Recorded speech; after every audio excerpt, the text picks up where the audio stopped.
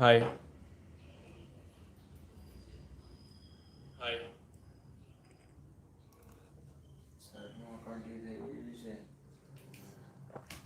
ચલો સ્ટાર્ટ કરી દઈએ હવે હાય સાહેબ ચાલો જો રીત નંબર 2 જ છે આપણી બરાબર કે જ્યારે દાખલાની જ્યારે હપ્તાની રકમમાં શું સમાયેલું હોય વ્યાજ ન સમાયેલું હોય બરાબર વ્યાજ ન સમાયેલું હોય જે આની પહેલાં કર્યો ને એ જ પોઈન્ટ છે પણ આમાં પાછું નવું છે આમાં છે ને તમારે કેવા છે આની પહેલાં દાખલા કેવા કે આખા વર્ષના હપ્તા હતા બરાબર ને કે હવે 2023 હોય એટલે 2023નો આખો છેલ્લે ડિસેમ્બર સુધીનો હપ્તો પણ આ જે દાખલો છે એમાં અર્ધવાર્ષિક હપ્તા છે એટલે 6 મહિનાના હપ્તા નહીં આવે ખબર કે 6 મહિનાના હવે 2 વર્ષના હપ્તા હોય એટલે ટોટલ 2 વર્ષના કેટલા હપ્તા થયા 4 હપ્તા થયા બરાબર ને એક વર્ષના 6 માસના 2 આવ્યા અને બીજા વર્ષના 6 માસના 2 આવ્યા ને ટોટલ કેટલા હપ્તા થયા બસ આ એ પ્રકારનો દાખલો છે સમજ પડી ચાલો જોઈએ જ્યારે હપ્તાની રકમમાં શું સમાયેલું ન હોય વ્યાજ એ જ રીત છે આપણી સ્ટાર્ટ કરીએ તારીખ 1/1/2009 રોજ શૈલેષે કેયુર પાસેથી શું આવ્યું શૈલેષે કેયુર પાસેથી એટલે શૈલેષ તમારો કોણ થયો ખરીદનાર અને કેયુર કોણ થયો વેચનાર તો સૌથી પહેલા અહીંયા આપણે પક્ષ લખી દેવાના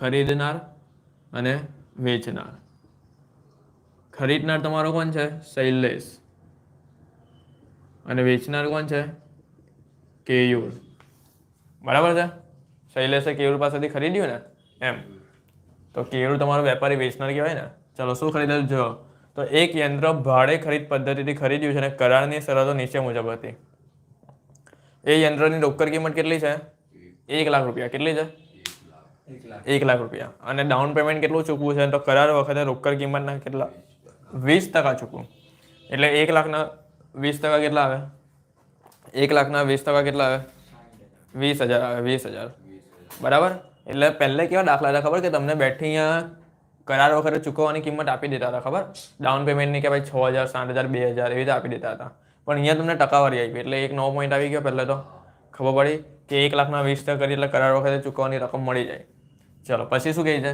કે રોકડ કિંમતની બાકી રહેતી રકમ 20,000નો એક એવા એટલે 20,000નો એક હપ્તા જઈ રહ્યા પેલામાં કેવા 2,000 હતા આની પહેલા દાખલામાં એવી રીતે અહીંયા કઈ રકમ મૂકી 20,000નો એક એવા 4 અર્ધવાર્ષિક હપ્તામાં શું આવ્યું 4 અર્ધવાર્ષિક હપ્તા આવ્યા બરાબર એટલે ખબર પેલા આપણે જ્યાં પેલા 2,000 નહીં લખતા હતા પછી એની અંદર વ્યાજ પ્લસ કરતા હતા એ ટાઈપ છે કેવા હપ્તા છે 4 અર્ધવાર્ષિક શબ્દ એટલે સમજ પડી અર્ધવાર્ષિક એટલે શું ખબર અર્ધવાર્ષિક એટલે શું કે અડધો મહિનો અડધું વર્ષ શું કહેવાય અડધું વર્ષ એટલે 6 માસ કહેવાય કે નહીં અને આ કેટલા ટોટલ હપ્તા કહે છે આવા 4 હપ્તા 4 હપ્તા એટલે કેટલા થાય જો આ પહેલો હપ્તો થયો કે નહીં આ બીજો હપ્તો થયો કે નહીં આ 6 માસનો ત્રીજો હપ્તો થયો કે નહીં અને આ 6 માસનો કયો હપ્તો થયો ચોથો હપ્તો એટલે ટોટલ કેટલા વર્ષ થયા 2 વર્ષ થયા કે નહીં એમ 4 હપ્તા 2 વર્ષ થયા કે નહીં આ 6 માસનો 1 વર્ષ આવે કે નહીં આ બીજા 6 માસનો 2 વર્ષ આવે 1 વર્ષ આવે એટલે ટોટલ 2 વર્ષ થઈ ગયા ને સમજ પડી ગઈ ને એટલે ટોટલ કેટલા હપ્તા કહેવાય 4 હપ્તા કહેવાય અને વર્ષ કેટલું કહેવાય 2 ખબર પડી એટલે આટલું એને 4 અર્ધવાર્ષિક કહેવાય ચલો પછી આગળ જોઈએ વ્યાજ સહિત દર વર્ષે 30મી જૂન અને 31મી ડિસેમ્બર આવી ગયું દર વર્ષે વ્યાજ ક્યારે ચૂકવાય છે 30મી જૂન અને 31મી ડિસેમ્બર એટલે મેં તમને નહીં કીધું કે ભાઈ પહેલે આ જે 6 માસનું વ્યાજ ક્યારે ચૂકવાશે 30મી જૂને ચૂકવાશે અને આ 6 માસનું ક્યારે ચૂકવાશે 31/12 એટલે કે 31 ડિસેમ્બરે ચૂકવાશે એટલે થઈ ગયા 6 માસ ખબર પડી 30મી જૂન અને 31/12 6 માસ આવી ગયા ચલો પછી જો ચૂકવવાની બાકી રહેતી રકમ પર રોકડ કિંમત પર 12% લેખે શું આપેલું છે વ્યાજનો દર આપેલો છે વ્યાજનો દર આપણે પેલા દાખલામાં વ્યાજનો દર નહીં આપેલો હતો પેલો એ રીતે અહીંયા વ્યાજનો દર આપેલો છે ખાલી આમાં એક નવો પોઈન્ટ એ હતો કે અહીંયા 20% રોકડ કિંમતના કરવાના છે ડાઉન પેમેન્ટના અને અહીંયા ખાલી અર્ધવાર્ષિક દાખલો છે એ જ છે પછી રીત આપણી એ જ છે બીજા નંબરની રીત આ રહી યંત્ર પર 10% લેખે જો નવો પોઈન્ટ આવ્યો કઈ પદ્ધતિ ઘસારો છે ઘટતી જતી બાકીની રીતે મેં તમને કહ્યું ઘસારાની 2 પદ્ધતિ છે એક સીધી લીટીની અને ઘટતી જતીની તો સીધી લીટીની આપણે હમણાં જે કરતા હતા કે ડાયરેક્ટ 10% પણ ઘટતી જતી બાકીની પદ્ધતિ આવી ને એ આ નવી આવી આ દાખલામાં એ આપણે શીખશું ગણતરી કરશું એટલે ચાલો શું પૂછેલું છે સવાલમાં તો શૈલેષના ચોપડે કોનું ખાતું ખોલવાનું છે યંત્ર હવે શૈલેષ આપણો કોણ થાય ખરીદનાર બરાબર તો ખરીદનારના ચોપડામાં કોનું ખાતું ખોલવાનું છે યંત્રનું ખાતું એટલે મિલકતનું ખાતું ખબર પેલી શોર્ટકટ ઠીકેલી હતી ને ડાયરેક્ટ એ રીતે જ આપણે કરવાનું પછી કેયુર આપણો કોણ છે? વેચનાર. તો એના ચોપડામાં ખાલી પ્રથમ વર્ષની આમનોંધ લખવાની છે, એટલે દાખલો બહુ નાનો છે એમ જોવા જઈએ ને તો સમજ પડી. ખાલી આના ચોપડામાં યંત્રનું ખાતું ને આના ચોપડામાં ખાલી પ્રથમ વર્ષની આમનોંધ. હવે જો આખું સાંભળો, ધ્યાનથી સાંભળો, શું કહે છે? પ્રથમ વર્ષની આમનોંધ એટલે અંદર 2 હપ્તા આવી ગયા કહેવાય કે નહીં, 6 માસના. એટલે આ પહેલા વર્ષની આમનોંધ એટલે 2 હપ્તાની આમનોંધ લખવાની છે. સમજ પડી? પ્રથમ વર્ષ એટલે 2 હપ્તા અંદર સમાયેલા કહેવાય કે નહીં 6 માસના. સમજ પડે છે ને? એવી રીતે. ચલો સૌથી પહેલા સ્ટાર્ટિંગ કરી થાય, પેલી 3 ગણતરીથી થાય ને, બરાબર? ચલો હવે સ્ટાર્ટ કરીએ. તમે લોકો લખતા જ જાવ એવી રીતે. લખતા જાઓ ને, કઈ નહીં, જેટલું લખાય એટલું સમજતા જાઓ અને લખતા જાઓ. ચાલો ગણતરી નંબર 1.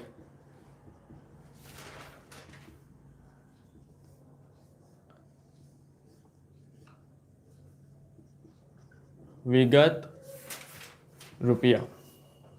બોલો સૌથી પહેલા શું આવે? કયો પોઈન્ટ આવે સૌથી પહેલા? કઈ કિંમત આવે? રોકડ કિંમત આવે. કઈ કિંમત આવે? રોકડ કિંમત. તો અહીંયા આપણે રોકડ કિંમત લખી દેવાની. બોલો રોકડ કિંમત કેટલી આપેલી છે આપણે? 1 લાખ રૂપિયા. 1 લાખ. એમાંથી માઇનસ આપણે કઈ કિંમત કરવાની? કરાર વખતે ચૂકવવામાં આવતી રકમ એટલે ડાઉન પેમેન્ટ. કરાર વખતે કેવી રીતે લાવવાના છે? 1 લાખના કેટલા ટકા કરવાના છે? બોલો 20%. અહીંયા કીધેલું જ છે. તો 1 લાખના 20% એટલે 20,000. હવે કેટલી રકમ બાકી આપણે આપવાની? 80,000. એટલે બાકી રહેતી રકમ 80,000 છે. હવે ખબર આપણે શું કરતા હતા? 80,000 પર વ્યાજના ટકા કરતા હતા ને, બરાબર છે? તો હવે વ્યાજ આની અંદર આપણે શું કરતા હતા? પ્લસ કરતા હતા વ્યાજ. ચલો 80,000 ગુણ્યા કેટલા ટકા છે? કેટલા ટકાનું વ્યાજ છે? 12%. હવે આપણે અમને શું કરીએ ખબર? કે ડાયરેક્ટ 80,000 ના 12% કરી નાખીએ, પછી અહીંયા લખી કાઢતા ને એવું નથી. હપ્તા કેટલા મહિનાના છે? 6 મહિનાના છે. સમજ પડે છે? આ કઈ વાર્ષિક હપ્તા નથી કે 12 આપણે ડાયરેક્ટ પેલું કરી શકીએ. જો વાર્ષિક હપ્તા હોય ને ડાયરેક્ટ તો 12/12 મેં શીખવાડેલું હતું. પણ જો આ 6 માસના છે ને એટલે 6/12 લખવા પડે. ખબર પડી? તો આપણે શું કરવું પડે? આ 80,000 ગુણ્યા પહેલે 6/12 ગુણ્યા પછી એના જે ટકા હોય ને એ કરવાના 12%. હવે કરો 80,000 ગુણ્યા 6/12 ગુણ્યા 12%. કેટલા થાય છે? 4800 થાય. 4800. તો 4800 અહીંયા લખી દઉં. તો 80,000 વત્તા 4800 એટલે 84,800 થાય. બોલો આમાંથી શું માઇનસ થાય? માઇનસ પ્રથમ હપ્તો. શું માઇનસ થાય? પ્રથમ હપ્તો. તો બોલો આપણે પેલા 2000 પહેલાના દાખલામાં લીધેલા હતા ને કે 2000 વટ્ટા, અમે બોલતો હતો 2000 વટ્ટા. તો અમારી રીતે કઈ રકમ છે? 20,000. તો અહીંયા પહેલા આપણે કેટલી લખી દેવાની? 20,000. પછી એ દાખલામાં ખબર પહેલા આપણે વ્યાજ પ્લસ કરતા હતા, તો બસ આમાં પણ એવું જ છે. જો આ રહ્યું, આ વ્યાજ 4800 પ્લસ કરી દેવાનું. ખબર પડી ગઈ ને? ચાલો તો અહીંયા 4800 કેટલા આવ્યો? 24,800. ચલો 84,800 માઇનસ 24,800 60,000 આવે છે. તો અહીંયા આપણે લખી દઈએ 60,000.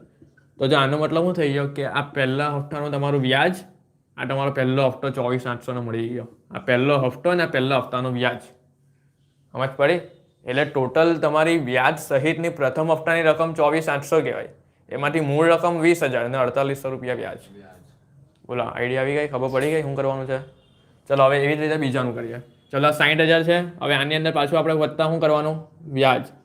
આ 60,000 પર જ ગણવાનું હે. આ 60,000 ગુણ્યા કેટલા મહિના કરવાના? પહેલા બોલો, પહેલા 6 માસનું પતી ગયું. હવે બીજા 6 માસ ગુણ્યા કેટલા? 12%. તો બોલો કેટલા આવે? 60,000 ગુણ્યા 6/12 ગુણ્યા 12% કેટલા આવે? 3600 આવશે. 3600 અહીંયા 3600 લખી દઉં. તો 60,000 વત્તા 3600 એટલે 63,600 થાય. બરાબર છે? હવે શું કરવાનું? આ 63,600 માંથી તમારે કયો હપ્તો માઇનસ કરી દેવાનો? હવે બીજો હપ્તો, કારણ કે પ્રથમ હપ્તો પતી ગયો. હવે બીજો હપ્તો, પેલી આપણે 2000 વાળી રકમ લેતા હતા જૂના દાખલામાં, તો આમાં હવે પાછી એ 20,000 લેવાની. સમજ પડી? એ દાખલો યાદ કરતા કરવાનું. આ 20,000 વત્તા કેટલી છે વ્યાજની રકમ? 3600. એટલે ટોટલ આ કેટલા થયા? 23,600. તો બોલો આ 63,600 માંથી 23,600 માઇનસ કરો, કેટલા થાય? 40,000. 40,000 એટલે બીજા હપ્તાનું વ્યાજ કેટલું કહેવાય? 3600. અને બીજો હપ્તો કેટલો કહેવાય વ્યાજ સહિતનો? 23,600. ખબર પડી? પૂછવું છે કઈ? ચાલો હવે પાછું આપણે શું કરવાનું? પાછું પ્લસ વ્યાજ. ટોટલ કેટલા હપ્તા છે? 4 હપ્તા છે. 2 હપ્તાનું પતી ગયું. હવે ત્રીજો હપ્તો કરીએ જા. ચલો વ્યાજ પાછું આ 40,000 લખો ગુણ્યા 6/12 ગુણ્યા કેટલા ટકા છે? 12%. ચલો કરો. જેમ 40,000 ગુણ્યા 6/12 ગુણ્યા 12% કેટલા આવે? કેટલા 2400 બરાબર છે. ચલો 40,000 વત્તા 2400 કેટલા થાય 42,400 બરાબર છે. હવે આ જે મળ્યું ને એ કયા હપ્તાનું વ્યાજ મળ્યું ત્રીજા હપ્તાનું. હવે આપણે ત્રીજો હપ્તો શોધીએ તો માઇનસ ત્રીજો હપ્તો બરાબર છે.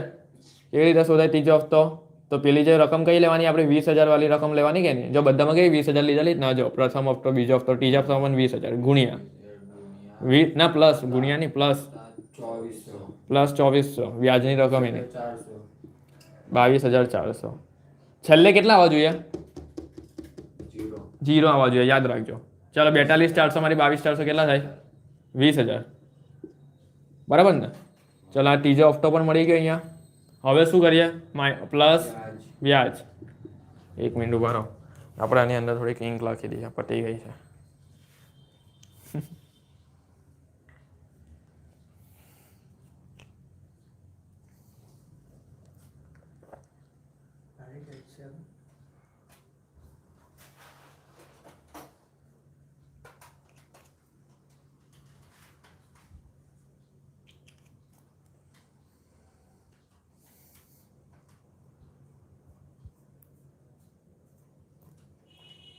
ચલો સ્ટાર્ટ કરીએ. ચલો બોલો વ્યાજ કેટલું છે કેવી રીતે ગણવાનું વ્યાજ આ 20,000 પર ગણવાનું ને આ 20,000 ગુણ્યા 6/12 ગુણ્યા 12%. બોલો કેટલા આવે 200 થોડી આવે 20,000 ગુણ્યા 6/12 કરો 1200 આવે 1200. 20,000 ગુણ્યા 6/12 ગુણ્યા 12% એટલે 1200 આવે. ચલો ટોટલ કરો 21,200 21,200 માઇનસ અમારી કયો કરવાનો ચોથો હપ્તો. ચલો માઇનસ ચોથો હપ્તો કેવી રીતે કરવાનો તો પહેલે આપણું 20,000 અહીંયા લખી દેવાના વટ્ટા એનું વ્યાજ કેટલું છે 1200 તો ટોટલ કેટલા આવ્યા 21,200. તો જોઈ લો 21,200 માઇનસ 21,200 કેટલા આવે 21,200 માઇનસ 21,200 કેટલા આવે બોલો આવી ગયું. આ ચોથો વ્યાજ પણ મળી ગયો ચોથો હપ્તો ને ચોથો હપ્તો પણ મળી ગયો એટલે અહીંયા 0 આવી ગયો જોઈ લો. સમજ પડી. આ પહેલું વ્યાજ આ પહેલો હપ્તો આ બીજું વ્યાજ બીજો હપ્તો ત્રીજું વ્યાજ ત્રીજો હપ્તો ચોથું વ્યાજ ચોથો હપ્તો મળી ગયું. ખબર પડી આ રીતે રકમ તમારે ઓળખી લો કે ભાઈ આ રકમમાં આવે ત્યારે આ આવે. સમજ પડી. આ કઈ છે વ્યાજ સમાયેલું ન હોય યાદ રાખજો. પહેલી રીત કઈ હતી વ્યાજ સમાયેલું હોય અને બીજી રીત કઈ છે વ્યાજ સમાયેલું ન હોય. વ્યાજ સમાયેલું હોય કે વ્યાજ ન સમાયેલું હોય એમાં તમારે વ્યાજ હંમેશા અહીંયા શું કરવાનું છે પ્લસ ને હપ્તો શું કરવાનો છે માઇનસ. બધા જો વ્યાજ પ્લસ હપ્તો માઇનસ બરાબર છે. અને આમાં કેવું છે કે તમને છે ને હપ્તાની પેલી અલગ અલગ રકમ નહીં આપેલી હતી ખબર ને. પેલા દાખલામાં આપણે હપ્તાની અલગ અલગ રકમ આપતા હતા તો આમાં આપણે શું કર્યું વ્યાજ શોધીને અંદર પ્લસ કર્યું એટલે તો કીધું કે વ્યાજ સમાયેલું નથી. ચલો હવે ગણતરી નંબર 2 આપણે કરીએ. ગણતરી નંબર 2 બોલો ગણતરી નંબર 2 કેવી રીતે થાય બોલો જલ્દી હવે. હપ્તા પેટે મિલકત પેટે વ્યાજ પેટે અને કુલ રકમ એને શું કહેવાય કુલ રકમને શું કહેવાય કરાર કિંમત કહેવાય. શું કહેવાય કરાર કિંમત. અને હપ્તા પેટ મિલકત પેટે શું કહેવાય ટોટલને એને રોકડ કિંમત યાદ રાખવાનું. આ ચાલો તો સૌથી પહેલાં તમે એડવાન્સ આપેલા છે ને ડાઉન પેમેન્ટ કેટલું એડવાન્સ આપેલું છે બોલો પહેલાં અહીંયા જોવાના જો આ રહ્યું કરાર વખતે કેટલા આપ્યા છે ને અહીંયા 20% કરેલા આપણે 20,000 તો અહીંયા લખી દેવાનું 20,000. હવે એની અંદર કોઈ વ્યાજ તો હશે નહીં ને એટલે અહીંયા ડેશ તો ટોટલ કેટલી રકમ આપી આપણે 20,000 થઈ ગયું. ચાલો હવે જો ટોટલ કેટલા હપ્તા છે આપણા 4 હપ્તા ટોટલ કહેવાય ને તો આપણે અહીંયા 4 પહેલા નંબર લખી દેવાના 1 2 3 4 અને અહીંયા હું લખી દેવાનું કુલ રકમ. ચલો હવે ધ્યાનથી સમજો હે પહેલા હપ્તાની કુલ રકમ કેટલી છે પહેલા હપ્તાની 24,800 એ અહીંયા કુલ રકમમાં લખી દેવાના. આ 24,800 માં આપણે પહેલા વ્યાજ કેટલું સમાયેલું છે 4800 તો બોલો મૂળ રકમ એની કેટલી હતી આપણી 20,000 આવી ગયું ને. આમાંથી આ માઇનસ કરે એટલે 20,000 આવી ગયું ને. અને 20,000 આપણે દર ફેરી જો અહીંયા બધા 20,000 લખેલા જ ને જો આપણે એ જ આવે. ચલો એવી રીતે બીજો હપ્તો કેટલાનો છે 23,600 નો 23,600 આની અંદર વ્યાજ કેટલું છે 3600 તો બોલો મૂળ રકમ કેટલી થઈ 20,000 આવી ગયું. ત્રીજો હપ્તો ટોટલ કેટલો છે 22,400 22,400 એની અંદર વ્યાજ કેટલું છે 2400 અને ટોટલ અહીંયા મૂળ રકમ કેટલી આવી 20,000 આમાંથી આ માઇનસ કરવાનું ચલો ચોથો હપ્તો મૂળ કેટલો છે 21 કુલ રકમ કેટલી છે 21,200 વ્યાજ કેટલું અંદર આવ્યું આ રહ્યું 1200 તો 21,200 માઇનસ 1200 એટલે કેટલો આવ્યું 20,000 ચલો હવે આ રોકડ કિંમતનો સરવાળો કરીએ 20 ને 20 40 ને 20 60 પછી અહીંયા 80 ને અહીંયા બીજા 20 એટલે 1 લાખ જો 1 લાખની આપણી કરાર કિંમત આવી ગઈ આ રોકડ કિંમત આવી ગઈ ને રોકડ કિંમત તો અહીંયા રોકડ કિંમત 1 લાખ ખબર પડી ગઈ ચલો આની પર વ્યાજ કેટલું છે તો આનો સરવાળો કરો 4800 3600 2400 કેટલા આવે 12,000 બરાબર છે 12,000 આવે ને 12,000 અને ટોટલ કેટલા આવ્યા 1,12,000 આવે જો એમ આડો સરવાળો કરવાનો અને ઊભો સરવાળો કરવાનો 1,12,000 જ તમારો આવશે તો 1,12,000 કરાર કિંમત 1 લાખ તમારી રોકડ કિંમત છે અને વચ્ચેનું જે આવ્યું એ વ્યાજ તમારો આવ્યું 12,000 હવે છે ને ઘસારાનું ધ્યાનથી સમજો કારણ કે નવો પોઈન્ટ છે ને આ ફેરી ઘટતી જતી બાકી પદ્ધતિનો તો ઘસારો ધ્યાનથી સમજો હવે ચલો સમજાવો હવે ઘસારાનો પોઈન્ટ ચલો અહીંયા જો ઘસારો ત્રીજી ગણતરી આપણે ઘસારાની અહીંયા લખી દેવાનું ઘસારો ઘટતી જતી બાકી પદ્ધતિ કઈ રીતથી પૂછેલો છે ઘસારો ઘટતી જતી બાકી પદ્ધતિએ પૂછેલો છે આનો મતલબ શું થાય ઘટતી જતી એટલે શું ખબર કે જેટલા વર્ષનો તમારો હપ્તો હોય ને 2 વર્ષ હપ્તા છે ને અહીંયા જો ટોટલ છે ને અમે અહીં કીધું કે અર્ધવાર્ષિક વાળા કેટલા હપ્તા છે ટોટલ 4 છે ને 4 એટલે એક મહિનામાં એક વર્ષમાં કેટલા માસના થયા 2 માસના થયા ને 6 માસ એમ 6 માસ એવી રીતે કહે ને એટલે ટોટલ 2 હપ્તા આવ્યા એક વર્ષમાં એવી રીતે બીજા વર્ષમાં 2 આવ્યા એટલે ટોટલ 4 થયા પણ વર્ષ તો 2 જ ગણાય ને આમ જ ફરી વર્ષ કેટલા ગણાય 2 જ વર્ષ ગણાય ને કયા 2 વર્ષ ગણાય આ 2000 છે બરાબર તો એના પછીના ગણાય એટલે કયા આવે એક 2000 અને એક 2001 આટલા જ આવે ને એક 2000 અને 2001 અને ઘસારો હંમેશા રોકડ કિંમત પર ગણાય બરાબર ને તો અહીંયા આપણે લખવાનું પહેલા કે ભાઈ 1 1 2000 1 1 2000 ત્યારે રોકડ કિંમત કેટલી હતી 1 લાખ જોઈ લો કેવી રીતે કરવાનું માઇનસ એ મારી 10% ઘસારો તો પહેલે 1 લાખના 10% કરો એટલે કેટલા આવે 10,000 અહીંયા લખ્યું એટલે હવે આપણી પાસે કેટલી રકમ છે 90,000 આ જે 90,000 છે ને એ આપણી વર્ષની અંતની એટલે કે આપણી આ 31/12/2000 ના રોજ આટલી છે સમજ પડી હવે આપણે ઘટતી જતી બાકી પદ્ધતિ એટલે જેટલા વર્ષ હોય એટલા માઇનસ કરવાના એમ હવે જો આપણે બીજા વર્ષનો પણ હપ્તો છે ને એટલે 2 વર્ષનો હપ્તા છે ને આ પહેલો વર્ષ આવી ગયો હવે બીજો હપ્તો કયો કહેવાય તમારો 1 જો હમણાં આ તમારી છે ને વર્ષની અંતની આવી ગઈ હવે જે હશે ને હવે એ શું આવશે 1/1/2001 એવું નહીં કહેવાય આ જે કહેવાય ને આ તમારી જો આ તમારી એમ જોવા જઈએ તો ડિસેમ્બરનું પણ એ જ કહેવાય ને જાન્યુઆરીનું પણ એટલે એ જ કહેવાય ને એમ સમજ પડી જો વર્ષ પતી ગયું બરાબર તમારી પાસે તો 90,000 તમારી પાસે જાન્યુઆરીમાં હશે ને એમ સમજ પડે છે ડિસેમ્બરમાં 90,000 એટલે જાન્યુઆરીમાં જ કહેવાય ને એના નેક્સ્ટ મંથમાં બરાબર છે એટલે આ તમારી 1/1/2001 ની જ બાકી કહેવાય ને એમ જોવા જઈએ તો સમજ પડે છે જો આ 1 લાખ 2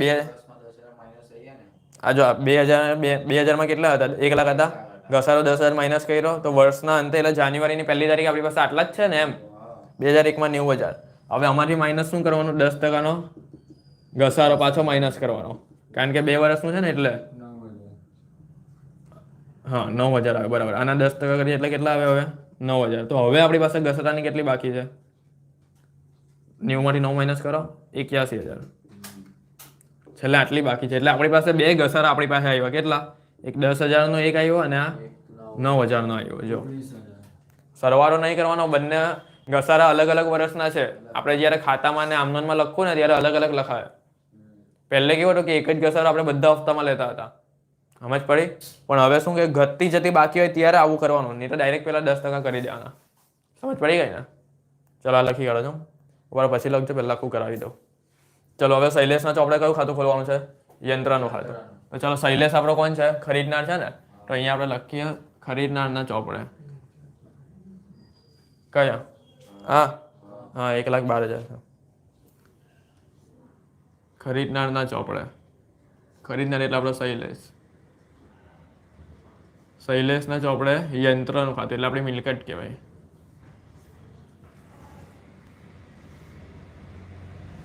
આ વિગત આ રકમ આ વિગત તારીખ રકમ વિગત ના તારીખ.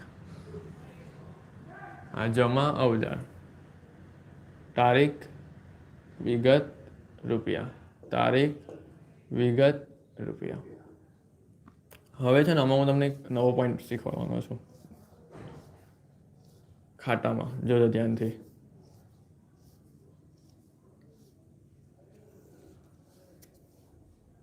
હવે હું શું કરવાનું છે ખબર કે આપણે શું કરતા હતા કે જેટલા હપ્તા હતા ને એટલા ખબર આપણે અહીંયા અલગ અલગ આમનન લખીને બધું કરતા હતા.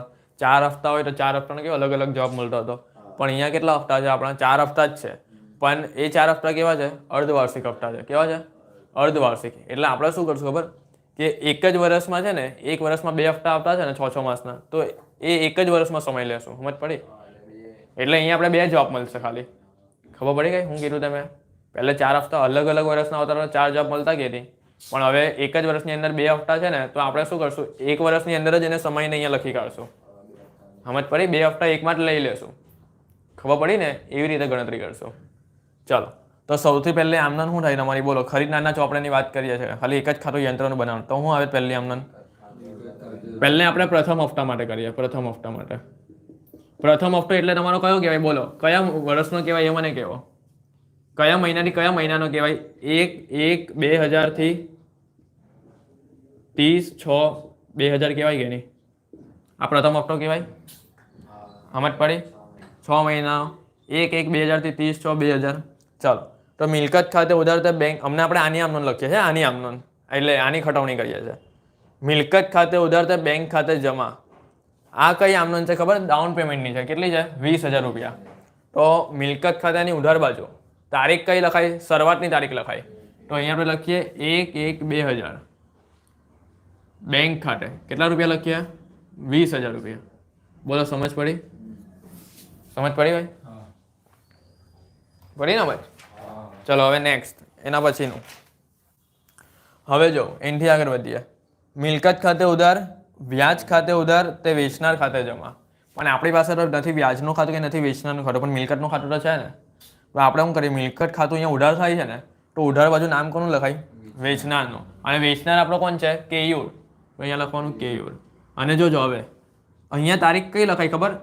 જે છેલ્લો એટલે કે આપણે જે હપ્તાની છેલ્લી તારીખ હોય ને, કઈ તારીખ છે હપ્તાની છેલ્લી તારીખ? આપણે જ્યારે ચૂકવવાનો હોય ત્યારે 30/6/2000. તો અહીંયા હું લખાય 30/6/2000. સમજ પડી? 30/6/2000. કેટલી રકમ લખવાની? તો જો મિલકત ખાતે એટલે આપણી મૂળ રકમ લખવાની 20,000. પહેલો હપ્તો તમારો 20,000નો છે ને, તો એ જ 20,000 અહીંયા લખવાનો. સમજ પડે છે? કયા વિસ્તાર લખ્યા? આ પહેલા હપ્તાનો મૂળ રકમ વાળા. થઈ ગયો? ચલો હવે પાછું એવી જ રીતે આ ત્રીજી આમનોન પડી ગઈ. ચોથી આમનોન. વેચનાર ખાતે ઉધાર તે બેંક ખાતે. અહીંયા એની કોઈ આમનોન એની ખટવણી જ નહીં થાય, કારણ કે અહીંયા આપણે વેચનારનું ખાતું નહીં બનાવ્યું ને, એટલે એ નહીં આવશે. પાંચમું, ઘસારા ખાતે ઉધાર તે મિલકત ખાતે. એટલે મિલકત ખાતાની જો બાજુ શું આવે? ઘસારો. બસ હવે ધ્યાનથી સમજવાનું છે તમારે. ઘસારો. તો બોલો, ઘસારો હવે કયો લખાય? અહીંયા 10,000 લખાય કે 9,000 લખાય? 10,000 લખાય. સમજ પડી? કારણ કે 10,000 જે તમારો હશે એ આખો 2,000 નો હશે. સમજ પડી? 2,000 વર્ષનો હશે. 1/1/2000 વર્ષનો. એટલે આપણે હમણાં એનું જ કરીએ છીએ ને, આજો 2,000 વર્ષનો. સમજ પડી? ચલો, અહીંયા આપણે તારીખ કઈ લખવાની? 30/6/2000. ઘસારો કેટલો? 10,000. થઈ ગયું. ઘસારાની આમનોન પણ આપણી પતી ગઈ. ચલો, છઠ્ઠી આમનોન શું છે? નફા નુકસાન ખાતે ઉધાર તે વ્યાજ તે ઘસારો. એની કોઈ જરૂર છે અહીંયા? કેમ? કારણ કે વ્યાજનું ખાતું નથી, ઘસારાનું ખાતું નથી, એટલે આટલું જ આવે ને. આ પ્રથમ હપ્તાની આમનોન અહીંયા લખાઈ ગઈ. સમજ પડી? ખટાવણી એની થઈ ગઈ. હવે આપણે શું કરવાનું છે? બોલો. બીજો હપ્તાની સ્ટાર્ટ કરવાની. હવે બીજો હપ્તો સ્ટાર્ટિંગ ક્યાંથી થાય એ મને કહેવો. બીજો હપ્તો સ્ટાર્ટિંગ ક્યાંથી થાય? આના પછીની તારીખ કઈ આવે? 1/7/2000 થી 31/12/2000. આ તમારો બીજો હપ્તો. એટલે ટોટલ 1 વર્ષ થયું કહેવાય ને. સમજ પડે છે? ચલો બોલો. હવે કઈ નીકળી જાય રકમ? કઈ આમનોન નીકળી જાય? પહેલી બીજી નીકળી જાય ને, એટલે અહીંયાથી ચાલુ થાય ને. તો આમનોન શું છે? મિલકત ખાતે ઉધાર, વ્યાજ ખાતે ઉધાર તે વેચનાર ખાતે. તો મિલકત ખાતાની ઉધાર બાજુ કઈ રકમ લખાય? આ મૂળ રકમ 20,000 જ લખાય. સમજ પડે? બીજા હપ્તાની. આ પતી ગયું, આ પતી ગયું. હવે બીજું આવ્યું. બીજું તો આ 20,000 મૂળ રકમ. નામ કોણ લખાય? વેચનારનું. અહીંયા જ લખી દેવાનું અલગથી. સમજ પડે? અલગથી તમારે એમ પેલો સરવાળો કરીને પાછી લખવાની જરૂર નથી. અમારે 1 વર્ષમાં જ લખી દેવાનું. પણ તારીખ કઈ લખાય ખબર? આ છેલ્લી લખાય. જો આમાં કઈ છેલ્લી લખેલી હતી પેલી, એવી રીતે આમાં પણ છેલ્લી લખાય 31/12/2000. 31/12/2000 કેટલી રકમ લખાય 20,000 મૂળ રકમ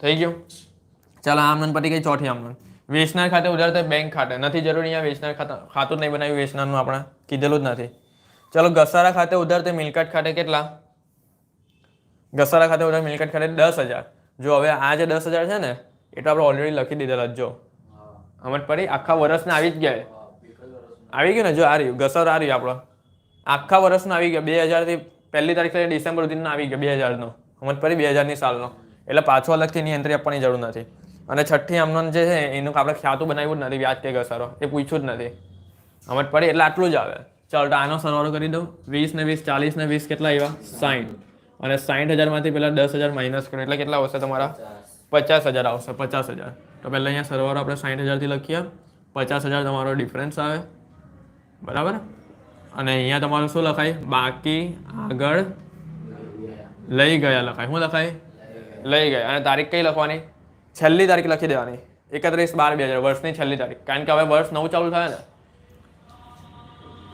31/12/2000 હવે જે અહીંયા તારીખ આવશે ને બાકી આગળ લાવ્યા એ કઈ તારીખ આવે ખબર આના પછીની તારીખ આવે એટલે 1/1/2001 સમજ પડી 1/1/2001 અને કઈ રકમ આવે 50,000 જે ત્યાંથી અહીંયા લાવ્યા તે બોલો ખબર પડી ગઈ આ તમારું પ્રથમ વર્ષનું પૂરું થઈ ગયું જો આટલામાં જ પૂરું થઈ ગયું સમજ પડી આ શું કર્યું ખબર આ શું કર્યું કે એક વર્ષની અંદર બંને હપ્તા હમણાં સમાઈ લીધા ખબર પડી પહેલા આપણે દરેક હપ્તાની અલગ અલગ કરતા હતા કેમ કારણ કે દરેક હપ્તા આખા વાર્ષિક હતા ને આ એક જ વર્ષમાં બે ભાગ પડેલા હતા ને એટલે ચલો હવે આપણે ત્રીજો હપ્તો આવ્યા ત્રીજો હપ્તો એ જો આ તમારું પહેલું વર્ષ પતી ગયું હે આ પહેલું વર્ષ પતી ગયું હવે બીજું વર્ષ આવે આપણે આ બીજા વર્ષનું ચાલુ આવે ચલો હવે બીજો હપ્તો કયો આવે એટલે આ તમારો ત્રીજો હપ્તો કહેવાય કે નહીં એમ બીજા વર્ષમાં પહેલો એટલે ત્રીજો જ કહેવાય ને જો આ પહેલો બીજો ત્રીજો કઈ તારીખ આવે બોલો હવે 1/1/2001 થી હા બોલો 30/6/2001 આ પ્રથમ હપ્તો થઈ ગયો એટલે આ વર્ષનો પ્રથમ હપ્તો ત્રીજો હપ્તો કહેવાય કે નહીં એમ એટલે હવે અહીંયાથી ચાલુ કરવાનું ને ચલો પહેલી બેટા આમનોન નીકળી જ જાય હજુ ત્રીજી આમનોન પર આવી જઈએ મિલકત ખાતે ઉધાર વ્યાજ ખાતે ઉધાર તો વેચનાર ખાતે એટલે મિલકત ખાતાની ઉધાર બાજુ આ ત્રીજા હપ્તાની મૂળ રકમ કેટલી છે 20,000 એની લખવાનું તારીખ કઈ લખવાની આ પહેલી આ છેલ્લી લખવાની છેલ્લી સમજ પડી 30/6/2001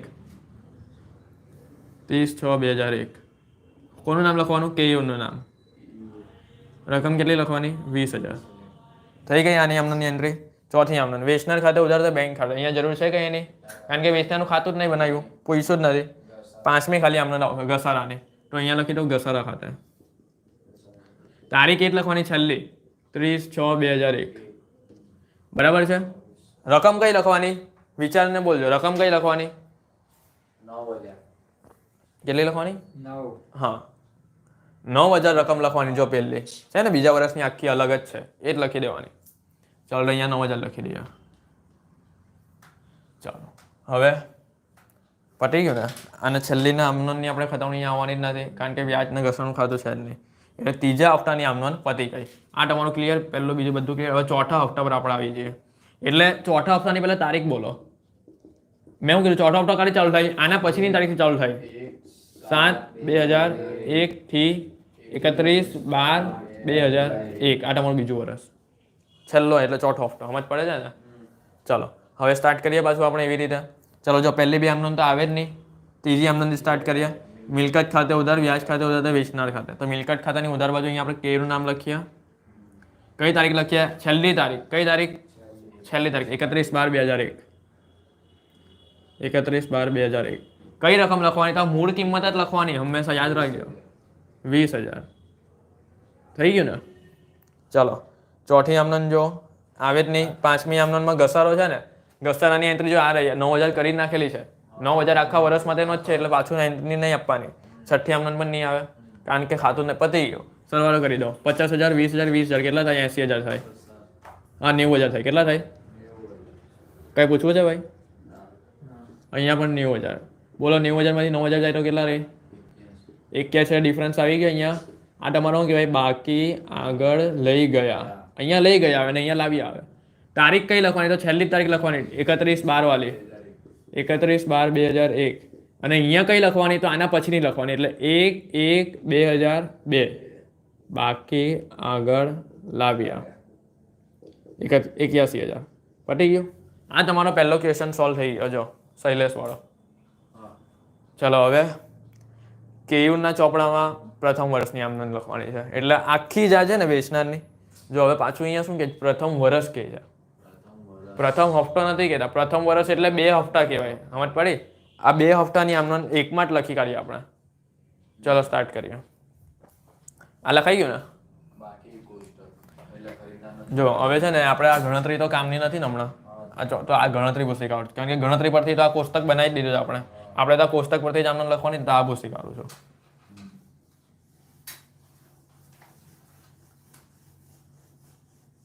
સમજ પડતી છે ને?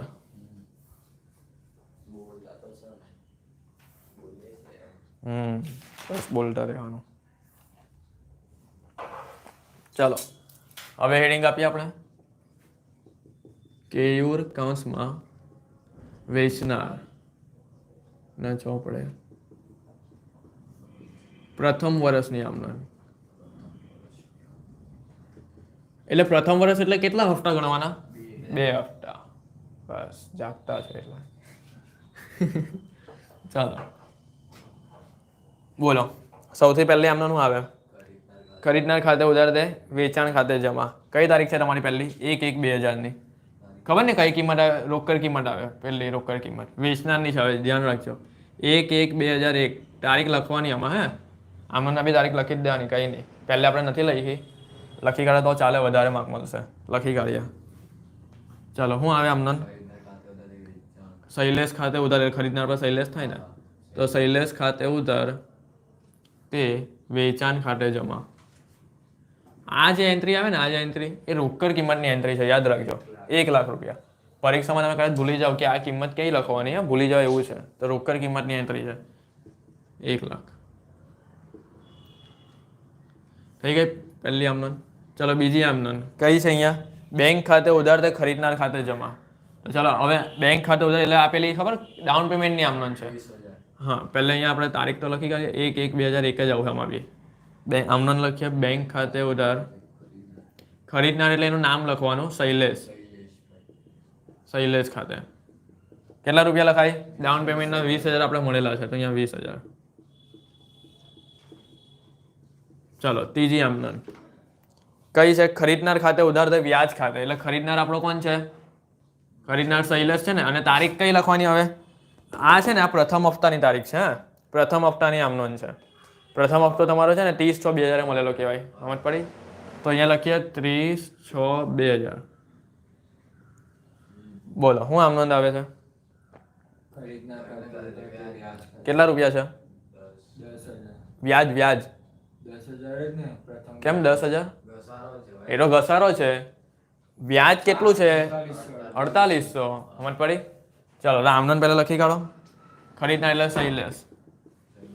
શૈલેષ ખાતે ઉધાર.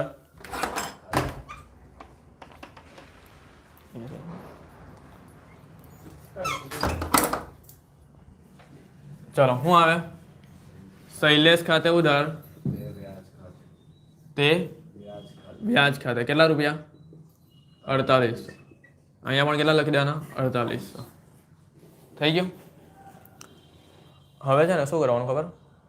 અહીંયા જ તમારે છે ને બાજુમાં એક લીટી પાડી દેવાની આવી રીતે, અને ત્યાં તમારે છે ને બીજા 6 મહિનાની લખી દેવાની. સમજ પડી? બીજા 6 મહિનાની. બીજા 6 મહિનાની એટલે કઈ ખબર? આ રહી 1/7/2000 થી 31/12/2000 છે ને, અહીંયાથી ચાલુ થાય ને આપણી, કારણ કે આ બેઠો પછી આપણે નીકળી જાય ને, એટલે અહીંયા આમનોંધ કઈ થઈ જાય? પાછી એક થઈ જાય. શૈલેષ ખાતે ઉધાર તે વ્યાજ ખાતે. હવે આ જે તારીખ આવે ને, આ પહેલા હપ્તાની 30/6/2000 છે, તો છેલ્લા 31/12/2000 અહીંયા લખી દેવાનું 31/12/2000. અને ખાલી વ્યાજની રકમ બીજી કેટલી છે? 3600. તો આ 3600 સમજ પડી ગઈ ને? આની ઉપરની કેમ નહીં લખી? કારણ કે એ તો નીકળી જાય ને, એટલે. કારણ કે દર ફેરી ડાઉન પેમેન્ટ થોડી ભરવાનું આવે એટલે. ચાલો ચોથી આમનોંધ કઈ આવી? બેંક ખાતે ઉધાર તે ખરીદનાર ખાતે જમા. તો અહીંયા લખીએ. જો હવે બેંક ખાતે ઉધાર તે ખરીદનાર ખાતે જમા એટલે કઈ રકમ? કઈ આમ તારીખ કઈ? આ છેલ્લી જ આમ 31/12/2000 પહેલે આ ભાગ કરીએ પછી આ ભાગ કરવો. બેંક ખાતે ઉધાર બાજુમાં જગ્યા નહીં પછી મેં નીચે લખું છું. ચાલશે. બેંક ખાતે ઉધાર તે શૈલેષ ખાતે જમા. હવે આ જે આવે ને એ કઈ રકમ આવે ખબર? કરાર કિંમત એટલે કે હપ્તા સહિત ની આવે. કેટલી છે? જો પહેલું આપણે આ 24,800. 24,800 થઈ ગયું. અને અહીંયા આપણે કઈ લખવાની પેલો ભાગ પાડવા વાળી બીજા 6 મહિનાની એટલે 31/12/2000 ની થાય ને. બેંક આમનો તો એ જ આવે. બેંક ખાલી રકમ બદલાઈ જાય. બેંક ખાતે ઉધાર તે શૈલેષ ખાતે. બોલો.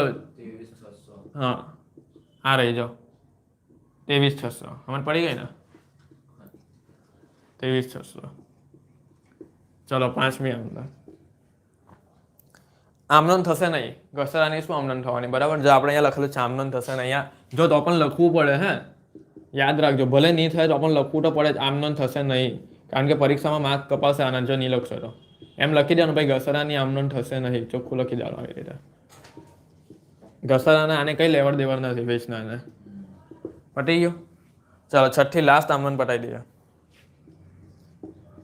વ્યાજ જો આની તારીખ કઈ આવે? વ્યાજ આ તારીખ નહીં બોલવાની. છેલ્લી જ તારીખ આવે 31/12/2000. આની 2000 આવે અને આની પણ એ જ આવે ને એક ઉપર. આ 30/6 વાળી છે ને. જો આપણે કયું ભાઈ આ જોવા તમે આ 30/6/2000 આપણો હપ્તો ચૂકવાય છે ને. તો પછી હપ્તો જે ચૂકવાતો હોય ને એ તારીખ લખવાની. પહેલો હપ્તો.